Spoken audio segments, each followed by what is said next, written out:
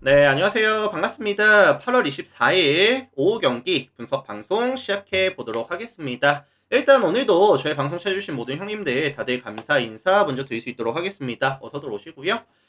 자, 오늘 오후 경기 총 8가지 경기 분석을 준비해 왔어요. 그래서 유튜브로 보신 형님들은 시작하기 전에 구독이라든지 좋아요 안 돼 있으신 분들 한 번씩만 눌러주시면 감사드릴 수 있도록 하겠습니다. 그리고 이제 멤버십이 오픈이 됐습니다. 그래서 뭐 전체적인 분석표라든지 아니면 좀 심도 있는 탑4 경기에 대한 분석도 나가고 있으니까요. 원하시는 대로 가입들 해주시면 될 것 같고요. 양식은 이렇게 나가고 있어요. 요거는 전체 분석표고, 그 다음에 이제 탑4 경기도 이런 식으로 이제 제가 멘트해서 나가고 있기 때문에 가입하실 분들 참고해 주시면 될 것 같고요. 자, 들어가 볼 수 있도록 하겠습니다. 두산 KT 먼저 살펴보면서 시작해 보도록 할게요. 자, 이 매치업 같은 경우에는 어제 양팀 2차전 대상 경기가 예상했던 대로 두산이 조금 불펜 대결 구간 약점을 보여주면서 KT가 경기를 가져왔어요. 그래서 KT가 오늘 승패 여부에 따라서 수입까지 달성이 가능한 상황이 됐죠.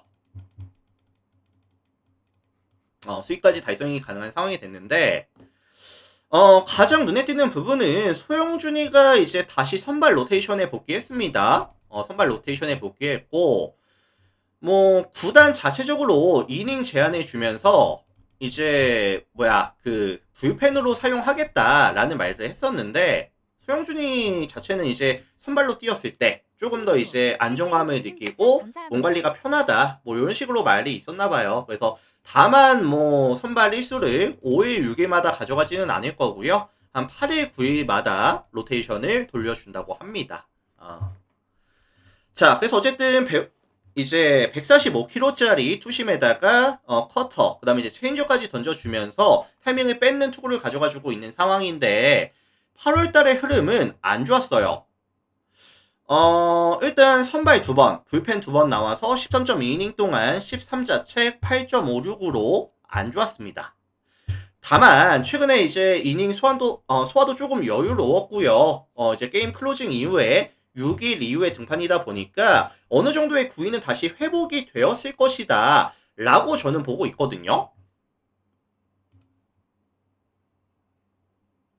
그래서 사실 두산 같은 경우에도 최고점에서 다시 좀 내려오고 있는 구간의 상황이라고 한다면 소영준이가 그래도 퀄스 정도는 뭐 6위, 6-3 정도는 한번 노려볼 만하지 않겠느냐. 6-3 아니면 6위 뭐 요 사이에서 좀 놀지 않겠느냐라는 생각이 들거든요. 자, 반면에 이에 맞서는 두산의 선발은 콜어빈이 등판합니다. 147kg짜리 페스볼에다가 싱커, 커브, 슬라이더, 커터까지 레파토리가 다양한데요. 커맨드에서의 이제 강점이 좀 보여줘야 하는데 최근에 좀 명확하게 커맨드가 흔들리는 모습을 보여주고 있다. 8월달 3번의 경기에서 13.1이닝 던지는 동안에 피안타 16개, 어쩔 수 없다고 하지만 볼넷이 14개, 출루 자체가 억제가 안 됐었거든요. 그래서 6 자책하면서 4.05 ERA 뭐 그래도 이제 실점을 많이 주지는 않았는데 좀 2이닝 이팅이 안 됐고요. 그다음에 좀 위기를 자초하는 모습 보여줬다 보니까 이게 좀 신뢰를 주기는 좀 어려울 것 같아요. 이거 사실 KT 같은 경우에도 최근에 이제 안현민이라든지 뭐 강백호라든지 중심 타선이 살아나는 모습을 보여주고 있는 상황에다가 전체적인 타격 밸런스 자체가 타격 사이클 자체가 올라오고 있는 구간이다 보니까 저는 어빈을 좀 공략해줄 수 있다고 보거든요. 그리고 실제로 어빈이 KT를 만났을 때 이번 시즌 2번 만났을 때 이제 2패 11이닝 동안 12자책 그 다음에 9.82의 ERA 조금 약했었죠. 안 좋았습니다, 많이.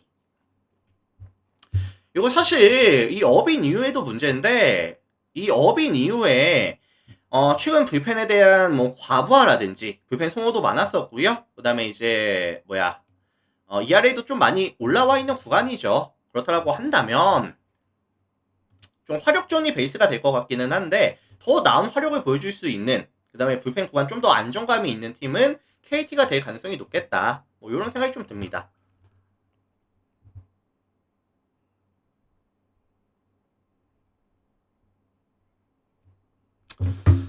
자, 그래서 이건 KT 승에다가 다득점까지 가능성에 대해서 언급을 드려보도록 하겠습니다.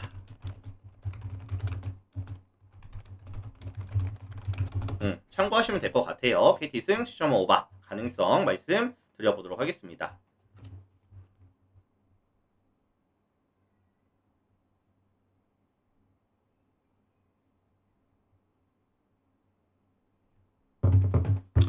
자, 다음 기아랑 LG 볼게요.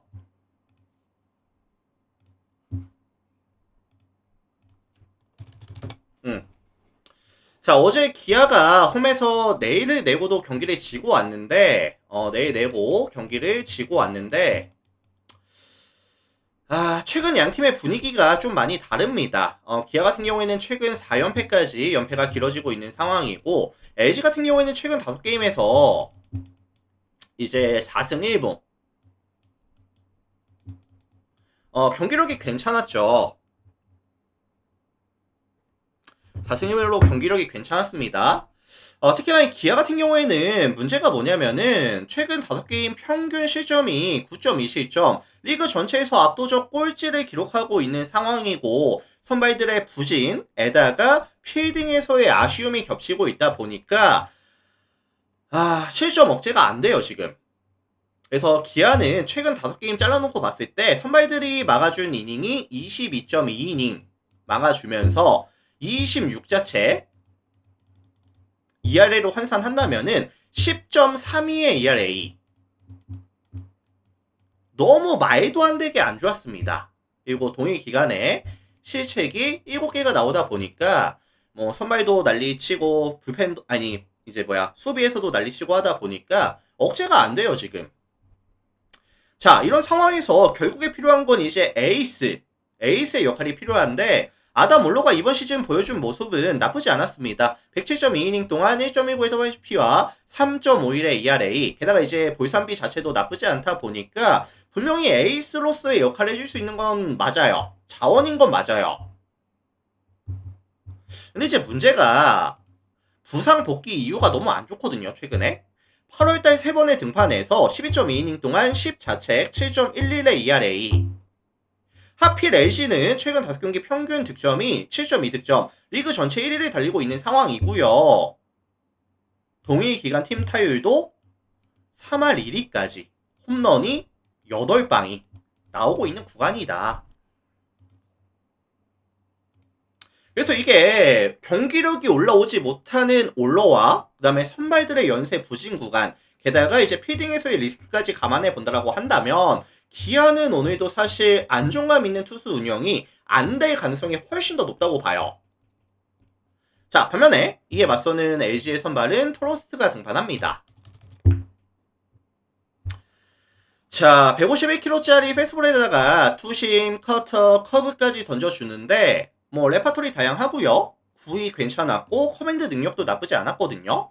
이번 시즌 2번의 경기에서 13이닝 던지는 동안에 피안타 7개, 피홈런 없었고 볼넷 2개, 0.69의 WHP와 아직까지 자책점이 없었습니다. 기아도 사실 이번 시즌 변화구에 대한 대응 능력은 괜찮은데 밸류가 높은 직선 구종에 대해서는 타이밍이 조금 아쉽거든요.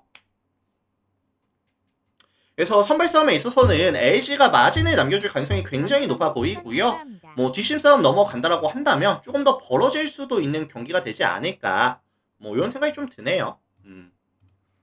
그래서 요거는 이제 LG 승이라든지 아니면 좀 일방적인 경기에 대한 가능성까지 언급을 드려보도록 하겠습니다. 자, 참고하시면 될 것 같아요. 자, 다음 경기 NC 롯데 볼게요. 물 한 잔만 할게요. 죄송합니다.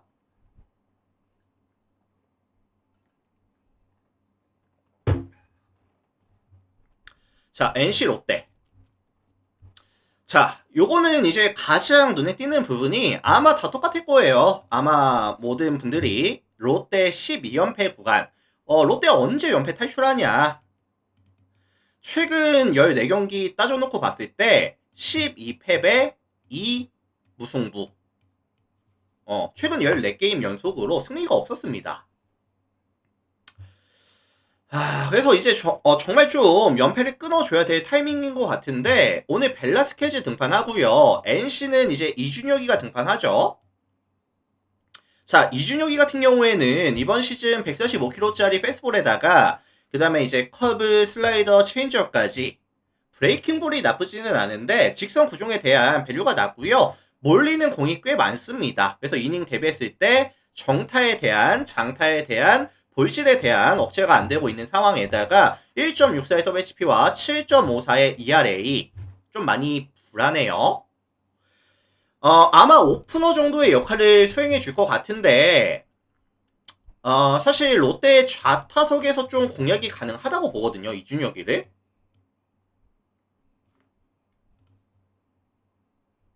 그리고 이제 이준혁이 이후에도 불펜에 대한 최근 흐름이 나쁘진 않아요. 흐름이 나쁘지는 않지만 최근에 불펜 소모가 많았었다는 점이라든지 아니면은 이제 배재환이라든지 유진욱이가 지금 연투 중에 있거든요. 그렇다 보니까 오늘 NC의 투수 운영 난이도는 굉장히 좀 높을 것으로 예상이 됩니다. 높을 것으로 예상이 돼요. 그래서 사실 실점에 대한 억제가 좀 잘 안 될 가능성이 높아 보일 수밖에 없거든요.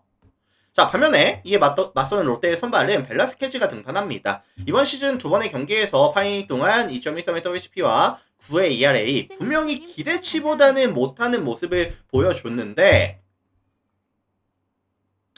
일단 페이스볼이 한 149 정도 나오고요. 그 다음에 이제 브레이킹볼, 이제 슬라이더라든지 아니면은 이제 커브에 대한 밸류는 나쁘지가 않았거든요.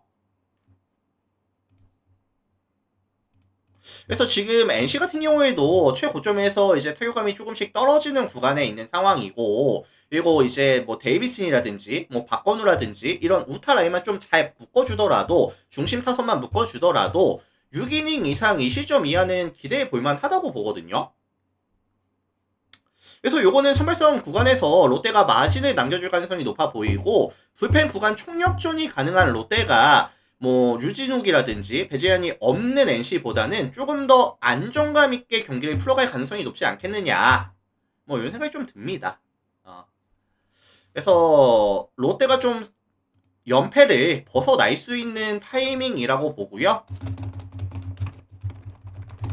그 다음에 이제 9.5 기준했을 때 다득점에 대한 가능성까지 말씀을 드려볼 수 있도록 하겠습니다. 참고하시고.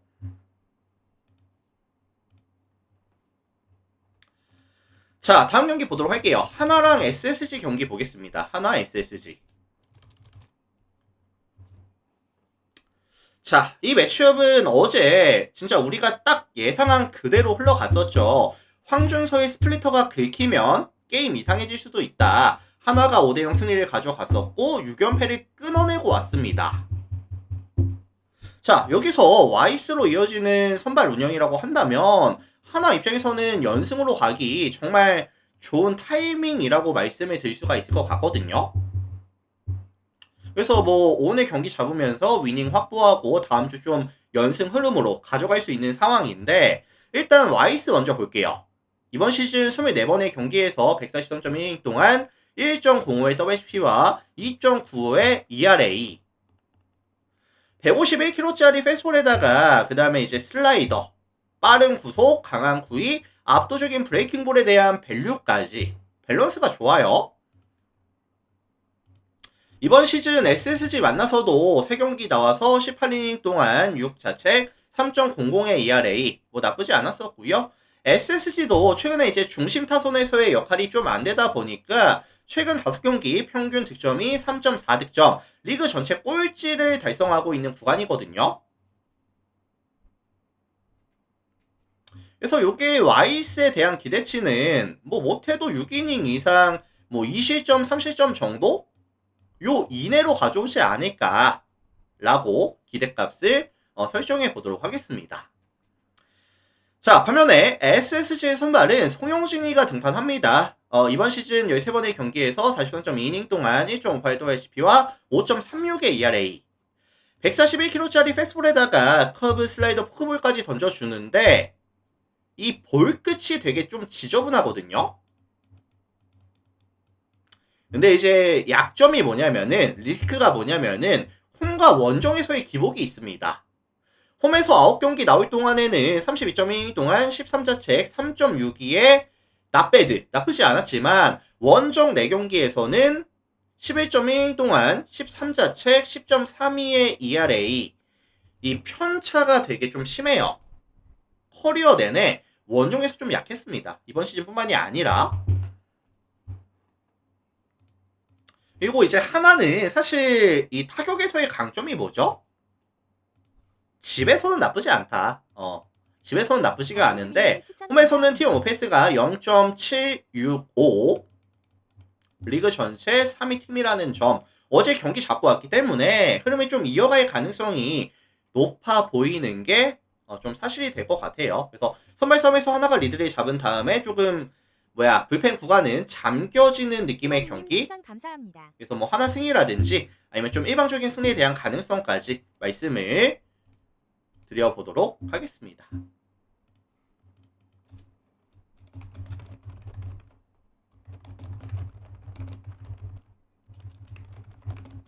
참고하시고요.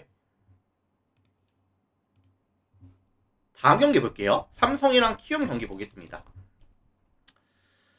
자, 이거는 뭐 아무래도 이제 삼성에 대한 선호도가 높을 수밖에 없을 것 같아요. 뭐 수입 경기이기는 한데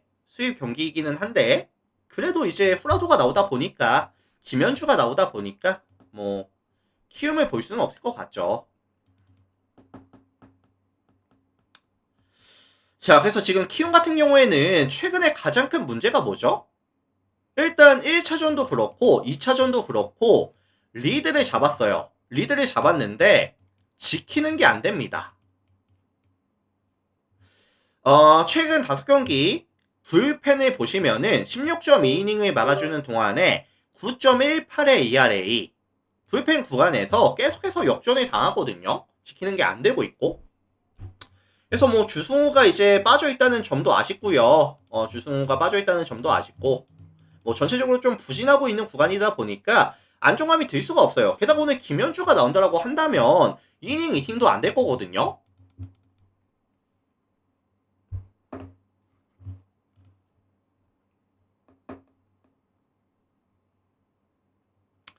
반면에 이제 후라도 같은 경우에는 이번 시즌 하이페이스볼 비율을 굉장히 많이 올렸습니다. 하이페이스볼을 굉장히 많이 던지는데 뭐 볼끝이라든지 구위가 있다 보니까 상대들이 그렇게 좀 정타를 잘 만들어내지 못하고 있어요. WCP가 1.09로 출루 자체를 잘 억제해주고 있거든요. 뭐 피홈런이 한 번씩 있기는 한데 다만 좀 빠르게 이제 타자를 잡아내다 보니까 2이닝 2팀에서 확실한 강점을 보여주고 있는 상황이다. 그래서 후라도는 아마 키움 상대로라고 한다면 뭐 한 7이닝, 8이닝까지도 던져줄 수 있지 않을까? 뭐 이런 생각도 좀 듭니다. 그래서 요거는 사실 투수 운영 난이도 자체가 차이가 굉장히 많이 날 수밖에 없는 상황에다가 이 삼성의 빠따도 최근에 이제 득점에 대한 지원이 또 잘 되고 있거든요. 게다가 이제 라팍에서 가져가는 경기라고 한다면 이 삼성이 보여줄 수 있는 펀치력을 또 가장 잘 보여줄 수 있는 무대가 또 되다 보니까 삼성 승 아니면 좀 일방적인 승리 가능성 그 다음에 이제 다득점에 대한 가능성까지 언급을 드려보도록 하겠습니다.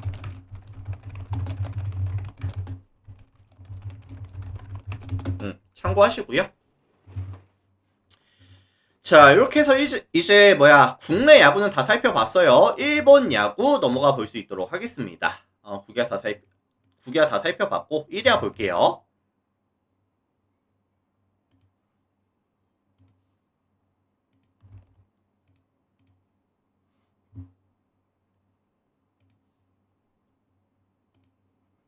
요미우리 요코하마 경기 보도록 하겠습니다. 요미 요코.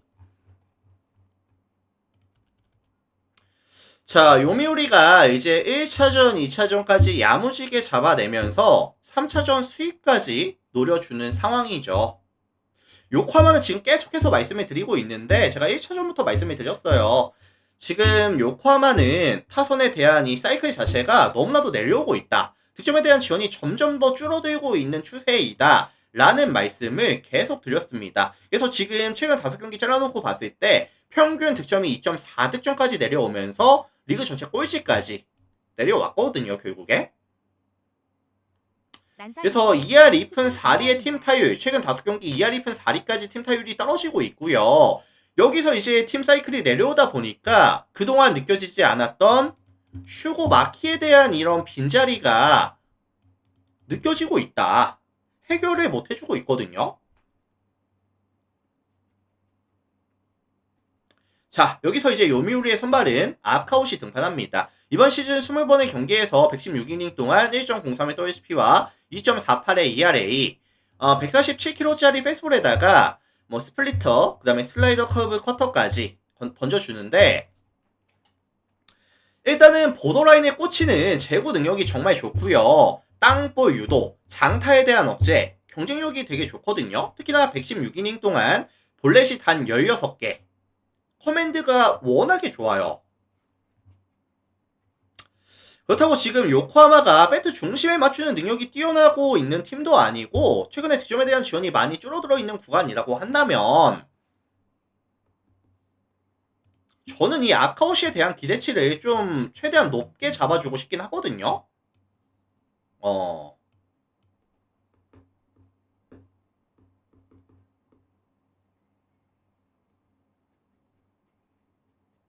자, 반면에 오늘 요코하마의 선발은 타케다가 등판합니다. 타케다는 약간 누구지? 라고 하실 수가 있는데, 자, 일단은 지난 주니치전이었죠. 한 경기 나왔었고 7이닝 동안 피안타 2개, 볼넷 하나 내주면서 0.43의 WHP와 0의 ERA.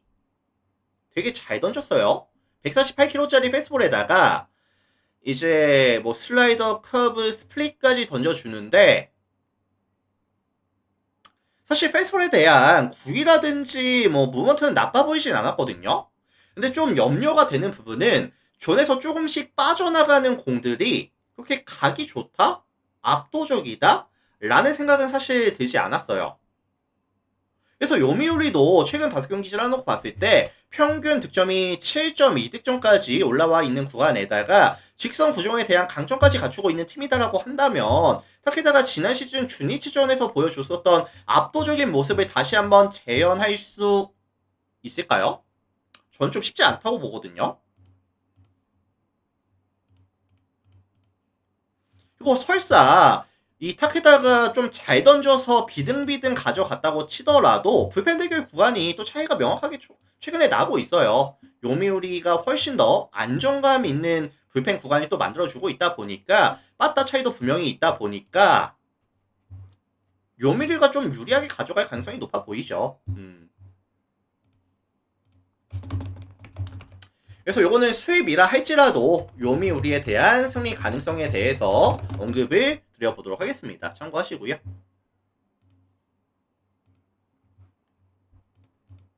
자, 다음 경기 니오넴이랑 소뱅 볼게요. 니오넴, 소뱅.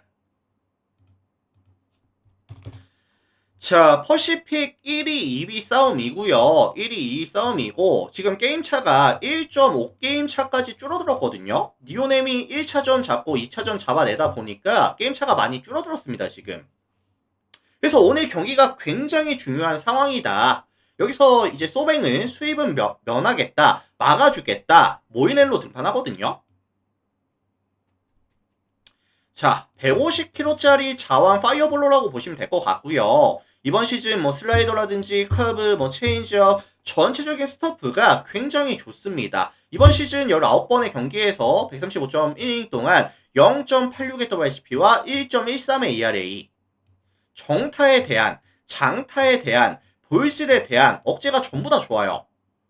삼진 비율도 되게 좋고요. 특히나 이렇게 장타에 대한 억제가 좋다라고 한다면은 이렇게 에스컴필드라는 이제 타자에게 유리한 구장에서 가져가는 경기에서는 굉장한 강점이 될 수가 있거든요. 실제로 이번 시즌 모이넬로가 니오넴을 만났을 때 6번의 경기 나와서 4승을 챙겨갔고요. 44이닝 동안 5자책 1.02의 ERA 극강이었습니다. 되게 잘했어요. 니오넨 만나서. 그래서 평균적으로 7이닝 이상 1실점 이하급으로 막아주고 있는 상황이다. 자, 반면에 이에 맞서는 리오넴의 선발은 이토가 등판합니다. 이토도 잘하죠. 20경기 나와서 145.2이닝 동안 1.04의 WHP와 2.66의 ERA.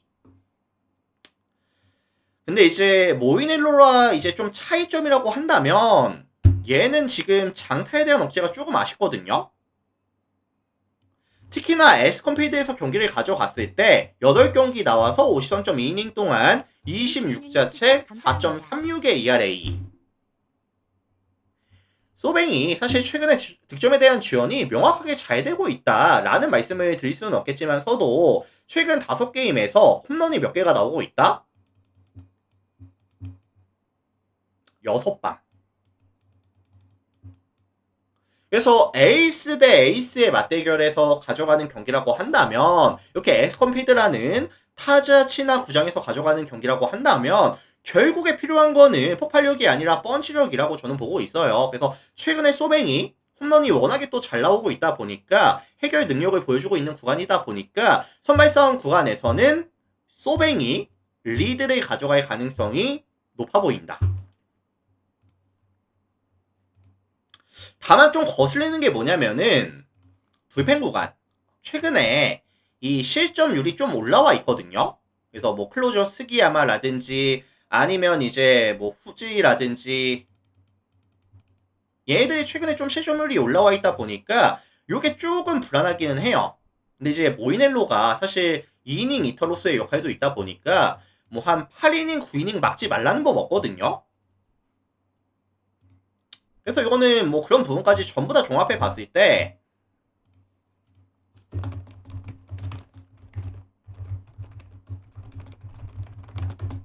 이렇게 추천드릴게요. 소뱅 승리에 대한 가능성에 대해서 언급을 드려보도록 하겠습니다.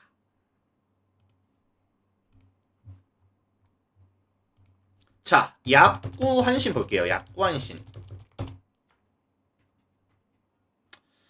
자, 어제 양팀의 2차전은 2대2로 경기가 타이로 마무리가 됐었죠. 이제 한신의 득점에 대한 지원이 최근에 조금 아쉽다라는 말씀을 드리면서 저득점에 대한 가능성을 봤었는데 예상한 그대로 갔었던 것 같아요.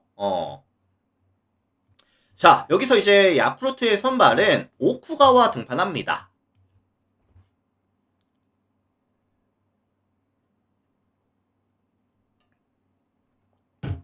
이번 시즌 13번의 등판에서 75이닝 동안 1.47의 WHP와 4.08의 ERA. 그래서 사실 이닝 데뷔했을 때 정타에 대한 억제가 되게 좀 아쉬워요. 정타를 너무 많이 맞고 있는 상황이고 그래서 이제 출루 자체가 억제가 안 되다 보니까 ERA가 4.08이 찍히고 있는 상황이다 보니까 지난 시즌 데뷔했을 때 너무나도 좀 안 좋아졌습니다. 이번 시즌. 근데 뭐 한신 같은 경우에도 사실 중심 타선이 역할이 잘 안 되고 있는 구간이다 보니까 득점에 대한 지원이 명확하게 또 잘 되고 있는 건 아니거든요. 최근에. 다만 이런 오쿠가와급의 선발이라고 한다면 오히려 반등각을 좀 볼 수도 있지 않을까. 뭐 이런 생각이 좀 들기는 합니다. 반면에 한신의 선발은 사이키. 149kg짜리 페스볼에다가 149, 150 정도 되는 페스볼에다가 그 다음에 스플릿, 커브 이렇게 던져주거든요. 근데 이제 페스볼이 너무 좋아요. 이 사이키는. 뭐 페스볼이 구속도 좋고 구위도 좋고 볼끝도 좋고 스플리터까지 역할이 좋다 보니까 압도적입니다. 사실. 그리고 이번 시즌 야쿠르트는 타선에서의 가장 아쉬운 점이 뭐죠? 아쉬운 점? 150이 넘어가는 이런 파이어볼을 만났을 때는 좀 약하거든요. 팀 OPS가 몇이었냐면 0.459였습니다. 리그 전체 꼴찌였죠. 그래서 저는 이 사이키에 대한 기대치는 최대한 맥스까지 좀 기대치를 설정하고 싶고요. 이 오쿠가와는 사실 높게 설정을 가져갈 수가 없어요. 아까도 말씀을 드렸지만 정타 억제가 전혀 안 되고 있습니다. 그래서 뭐 최근에 경기력이 그렇다고 좋은 것도 아니고요. 그래서 요거는 뭐 한신 승이라든지 아니면 7.5 기준 했을 때 언더에 대한 가능성에 대해서 언급을 드려보도록 하겠습니다.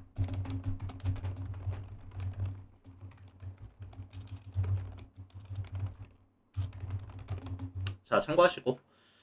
자, 이렇게 해서 일단 유튜브 형님들 오늘도 많이들 와주셔서 감사드립니다. 많이들 와주셔서 감사드리고요. 나가시기 전에 아직까지 내가 구독이라든지 좋아요 안 했다. 오늘 저의 분석 방송이 조금이라도 도움이 됐다. 라고 느끼시는 형님들은 구독, 좋아요 한 번씩만 부탁드릴 수 있도록 하고요. 지금 멤버십이 오픈되어 있는데 필요에 따라서 필요하신 분들은 가입들 한 번씩 해주시면 감사드릴 수 있도록 하겠습니다. 자, 여기까지 하도록 할게요. 다들 감사합니다.